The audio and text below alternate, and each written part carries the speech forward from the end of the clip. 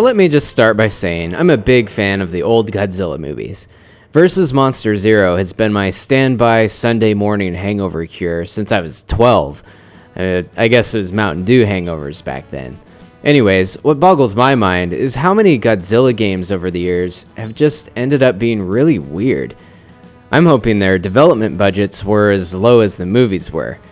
Cause when you got games like Rampage or King of the Monsters, which really nailed the essence of giant monster-driven wanton destruction, but games like Super Godzilla here just capture the essence of awkward translations and clunky rubber suit action.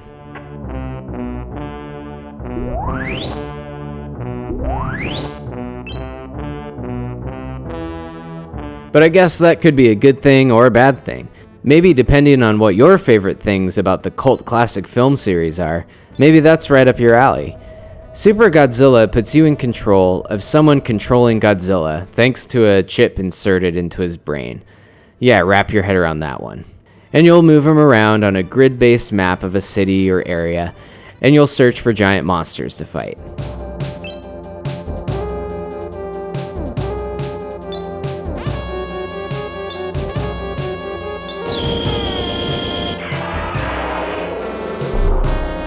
There's a few power-ups to grab along the way, and little tanks and enemies you can't really see, and buildings and mountains to smash through, but the gameplay here is pretty tiresome while you plod your way to a boss battle. The most entertainment you'll get here is either out of smashing random buildings or maybe out of the weird dialogue from your supporting crew members. But once a battle really starts, it's all about your fighting spirit, apparently. But it's a very unconventional and downright confusing interface for destroying monsters.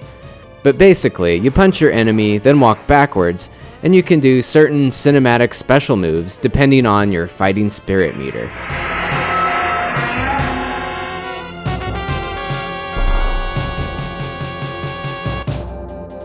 Classic Godzilla attacks are featured, like smacking him with your tail, a flying headbutt, or the always awesome atomic breath. Although in this game, I've always thought it looks more like laser barf.